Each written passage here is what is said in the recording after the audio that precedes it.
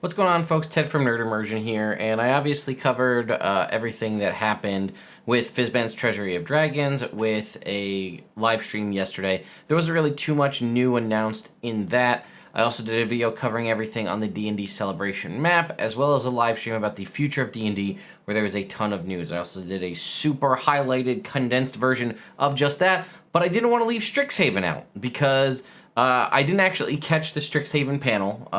It slipped my mind. But thankfully, we have Reddit. So I'll put a link to this in the description below. Before I do that, though, by the way, thank you guys for blowing this up. We blew past 80,000 subscribers, and I couldn't be happier. I love to hit 100,000 by PAX Unplugged.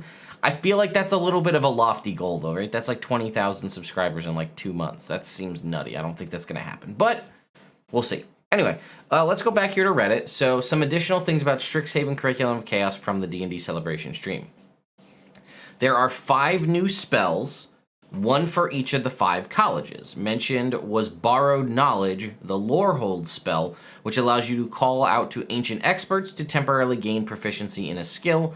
These spells will be added to the various spellcaster lists. Now, again, because we didn't have subclasses, we had things a little bit different. I'm not entirely sure how this will work out, but we'll have to see. Magic items will include a spellbook for each college, which sound like the wizard tomes from Tasha's Cauldron of Everything, which provided augmentations to specific spells.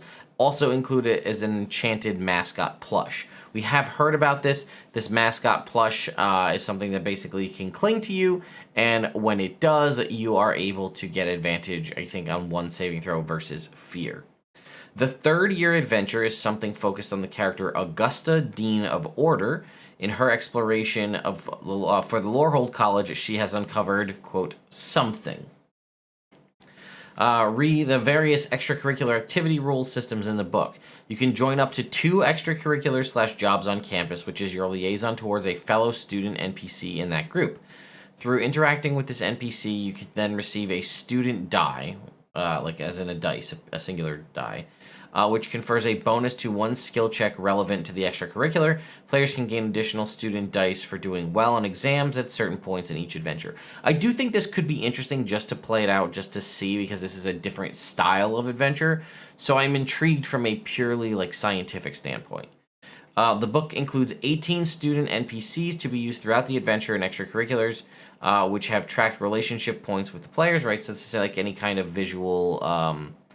what the word? There's a word for a video game like this, but basically where it's like a novel. Is it visual novel? Is that the right word?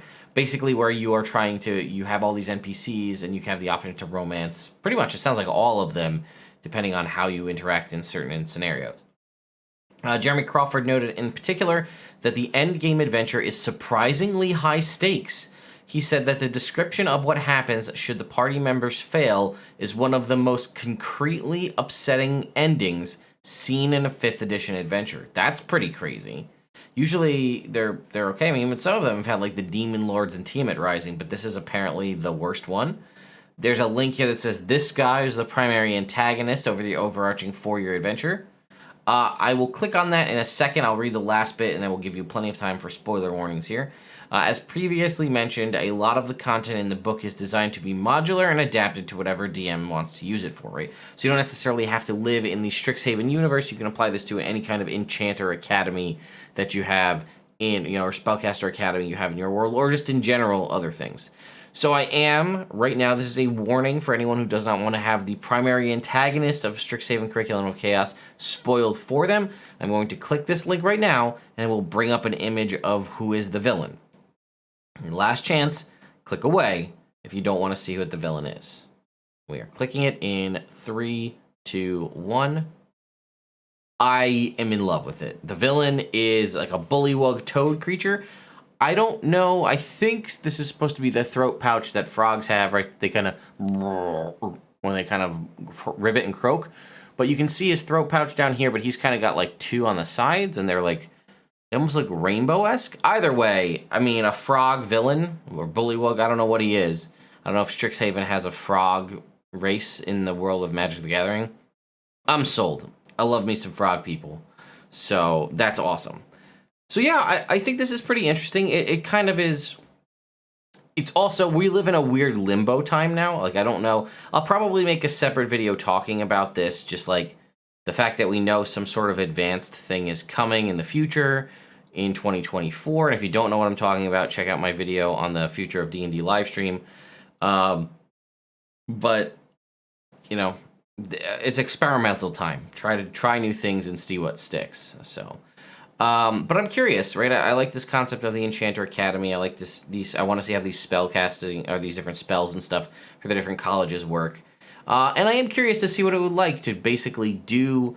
So, like, if you and I are playing in a D&D campaign, something homebrew or what have you, there may be characters that the party immediately latches onto, right? Usually it's the one that the DM comes up with the least amount of information on. The goofy one, right? I often reference Schweppes the bartender, right? Because I usually had like a can of ginger ale kicking around, right? Schweppes the bartender would be the one that the party, like, I could have this epic backstory for some other character that they're supposed to meet, and they're like, who's the bartender? And I'm like, Schweppes the bartender. And then now Schweppes is everybody's favorite character. They could have built some relationships towards that character, and like then it's kind of up to you how you want to handle romance and character relationships, right? Because this is an NPC that you built. You want them to be, quote, romanceable. It's usually not something anybody plans out ahead of time, like, oh, hey, I'm going to put this character in there with the sole purpose of not seducing, but like enticing my players to want to go after them, date them, marry them, whatever the case may be. That's not usually how D&D games, at least in my experience, right? Your experience could be completely different. That might be the norm for you. But this has mechanics and things specifically designed for these relationship tracking things. And I'm very curious, like I said, from a purely scientific standpoint, I want to run or play this adventure just to see how it goes. Let me know your thoughts in the comments down below. Like I said, the link will be down there if you want to check this out for yourself, as well as affiliate links if you'd like to go pick up a copy of Strixhaven or Fizzbands or anything via Amazon. Those affiliate links do benefit me slightly monetarily if you happen to click and purchase through those links. So, thank you all so much for watching, and I'll see you next time.